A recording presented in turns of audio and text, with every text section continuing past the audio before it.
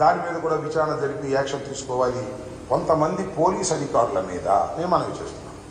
ఇంత అరాచకం జరిగిన తర్వాత, ఇంత law and order problem create అయిన తర్వాత, ఇంత దౌర్జన్యాలు జరిగిన తర్వాత, ఇంత వైఫల్యం జరిగిన తర్వాత పోలీసు వారి మీద యాక్షన్ తీసుకోకపోతే ఖచ్చితంగా ఇంక సమాజం ఉండదని కూడా మనం చేస్తున్నాం. ఒక తప్పు చేసిన వారి మీద శిక్ష జరగాలి. జరిగినప్పుడు సమాజం బాగుపడుతుంది. మళ్ళీ భయం వేస్తుంది, ఎస్ మనం డ్యూటీ సరిగ్గా చేయకపోతే ఇంకా మనకు శిక్ష తప్పదు అనేటువంటి భావన కలిగే విధంగా ఈ సిట్ న్యాయం చేస్తుందని, ఖచ్చితంగా ఎవరైతే పోలీసు అధికారులు అలసత్వంతో ఉన్నారో, ఎవరైతే కరప్ట్ అయ్యి డ్యూటీని చేయలేదో వాళ్ళందరి మీద వేటు వేయవలసిన అవసరం ఉంది. ఇప్పటికే కొంతమంది సస్పెండ్ చేశారు. అవసరమైతే రిమూవ్ చేయాల్సినటువంటి అవసరం కూడా ఉంటుంది. ఎన్నికల సమయంలో పోలీసు వ్యవస్థ ఫెయిల్యూర్ అయితే ఎంత దారుణాలు జరుగుతాయి, ఫలితాలు తారుమారవుతాయి, ప్రజల యొక్క అభిప్రాయాన్ని వ్యక్తం చేయలేని పరిస్థితి వస్తుంది. కాబట్టి పోలీసు అధికారులు దీని మీద యాక్షన్ తీసుకుంటారని, రాజ్యాంగం వారికి కల్పించినటువంటి హక్కును సద్వినియోగం చేసుకుంటారనేటువంటి విశ్వాసంతో నేను ఉన్నాను. అదే విషయాన్ని వారికి కూడా చెప్పడం జరిగిందని కూడా ఈ సందర్భంగానే మనం ఎవరైనా అటువారైనా ఇటువారైనా మా వాళ్ళు కూడా కొన్ని చోట్ల అగ్రెసివ్గా ఉంటే ఉండవచ్చు, నేను కాదు నాను. That is also failure of the police. ఒక చోట బ్రేక్ చేసినట్టయితే ఆటోమేటిక్గా వాళ్ళు కూడా బ్రేక్ అయిపోతారు. అలసత్వంగా వ్యవహరించినటువంటి వారి మీద తప్పనిసరిగా యాక్షన్ తీసుకోవాలని మీ ద్వారా అధికారులను కోరుతున్నాను. చట్టం కూడా తన పని తాను చేసుకుంటుందని భావిస్తున్నాను. సార్, ఇప్పుడు ఎవరైతే డబ్బులు తీసుకుని పనిచేస్తున్నారని సిఐ గారి వాళ్ళు ఆలోచిస్తున్నారు, వాళ్ళు బాధితుల మీద కేసులు పెట్టినారు. ఏంటంటే ఎవరైతే తెలుగుదేశం దగ్గర డబ్బులు తీసుకుని యాక్ట్ చేస్తున్నారో ఇప్పుడు ఏం చేస్తున్నారంటే, చిన్న విషయం, ఒక జెన్యూన్ కేసు ఉందనుకో, genuine case counter case false case పెట్టిస్తున్నాడు ఈ police officer. For example Rambabu అన్ని ఎస్ఐలకి ఫోన్ చేసి ఆ కేసు ఇచ్చేయండి, ఈ కేసు ఇచ్చేయండి అని చెప్తున్నాడు. ఇప్పుడు నేను అడుగుతా ఉన్నా, ఎలక్షన్ రోజు జరిగినటువంటి ఒక దౌర్జన్యం మీద ఫర్ ఎగ్జాంపుల్ నేను ఒక కంప్లైంట్ ఇచ్చాను, అది రిజిస్టర్ చేశాను. నన్ను ఇబ్బంది పెట్టాలని ఇవాళ కంప్లైంట్ తీసుకొస్తున్నారు.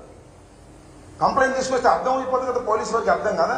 మొన్న ఇచ్చినటువంటి కంప్లైంట్ మీద ఇవాళ మళ్ళా కంప్లైంట్ ఇస్తున్నారంటే ఫాల్సా, అది జెన్యూన్ అనడానికి ఏదైనా గాయమైనా ఉండాలి, ఏదైనా ప్రాపర్టీ నష్టపోయినా ఉండాలి. ఆ రెండు కనపడుకోకుండా కేసు రిజిస్టర్ చేస్తే కేసు అండ్ కౌంటర్ ఉంటే ఏదో చేయొచ్చు అనేటువంటి భావనతో ఉన్నారు. నాకు అదే విషయం నాగినపాడు విషయంలో నాగినపాడు నుంచి ఫోన్ చేశారు.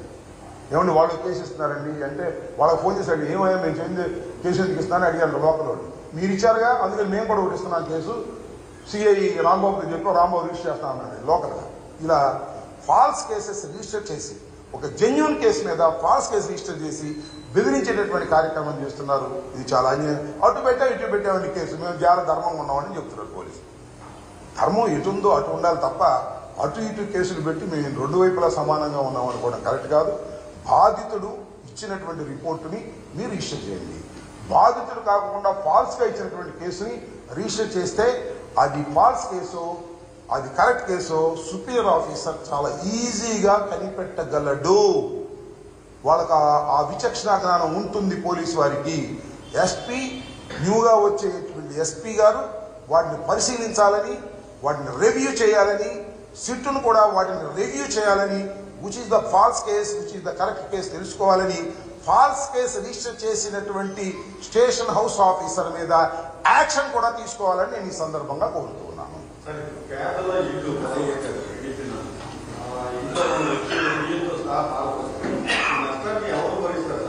విల్ సీ లేటర్ నేను చూద్దాం. ఇప్పుడు ఫర్ ఎగ్జాంపుల్ తొండపి ఉంది, తొండపిలో అంతా ముస్లిమ్స్ పాపం.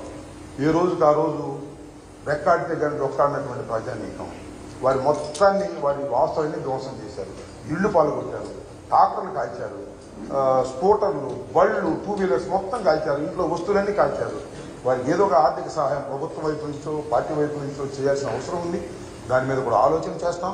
తప్పనిసరిగా నేను మనవి చేస్తున్నా, చెప్పడం కొద్దిగా అతిశక్తి ఉంటుందేమో కానీ జగన్మోహన్ రెడ్డి గారు మనం చెప్పాడు కదా, ఏమీ తేడా ఉండదు.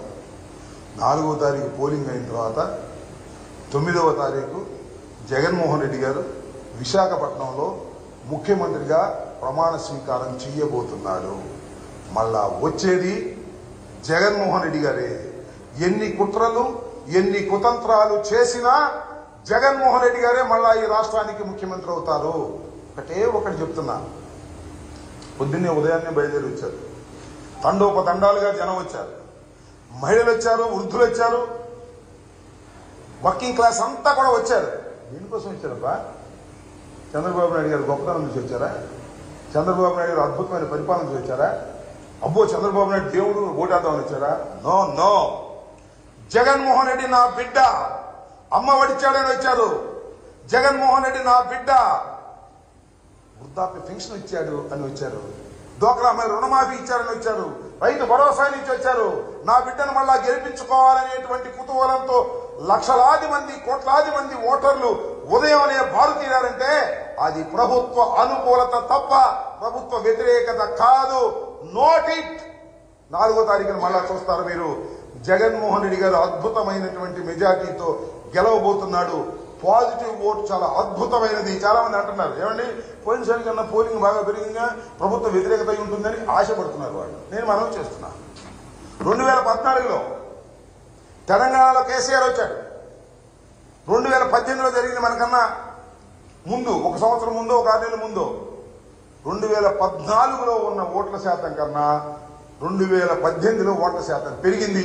మళ్ళా కేసీఆర్ వచ్చాడు. ఇక్కడ కూడా ఓట్ల శాతం పెరిగింది. మళ్ళా జగన్